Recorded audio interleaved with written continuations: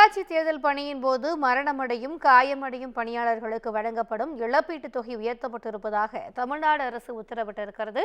கூடுதல் தகவல்களை தலைமை செய்தியாளர் சிவா வழங்க கேட்கலாம். வணக்கம் சிவா, இந்த இழப்பீட்டுத் தொகை எவ்வளவு உயர்த்தி வழங்கப்பட்டிருக்கிறது? கூடுதல் விவரங்கள். திவ்யா, உள்ளாட்சி தேர்தல் பணியின் போது உயிரிழக்கக்கூடிய பணியாளர்களுக்கு வழங்கப்படும் இழப்பீட்டுத் தொகை அதிகரித்து தமிழ்நாடு அரசு உத்தரவு பிறப்பித்திருக்கிறது.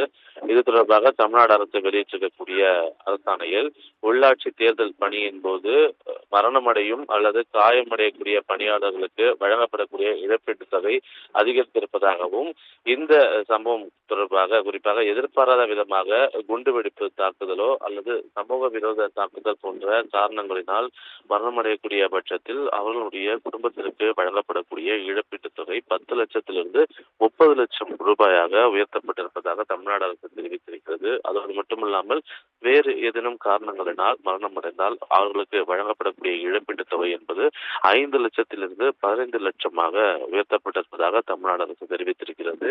நிரந்தர உடல் ஊனமுற்ற நிலையை அடையக்கூடிய பட்சத்தில் அவர்களுக்கு வழங்கப்படக்கூடிய இழப்பீட்டுத் தொகை 2.5 லட்சத்திலிருந்து 7,50,000 ரூபாயாகவும், சிறிய காயம் அடைந்தவர்களுக்கு வழங்கப்படக்கூடிய இழப்பீட்டுத் தொகை 10,000 40,000 ரூபாயாகவும் உயர்த்தி தமிழ்நாடு அரசு தற்போது இந்த உத்தரவை பிறப்பித்திருக்கிறது. இதன் மூலமாக உள்ளாட்சி தேர்தல் பணியின் போது ஒரு பணியாளர் உயிரிழந்தாலோ அல்லது காயமடைந்தாலோ அவர்களுக்கு வழங்கப்படக்கூடிய இழப்பீட்டுத் தொகை என்பது வரக்கூடிய காலங்களில் அதிகரிக்கக்கூடிய ஒரு வாய்ப்பு ஏற்பட்டிருக்கிறது. திவ்யா, விரிவான தகவல்களுக்கு நன்றி சிவா.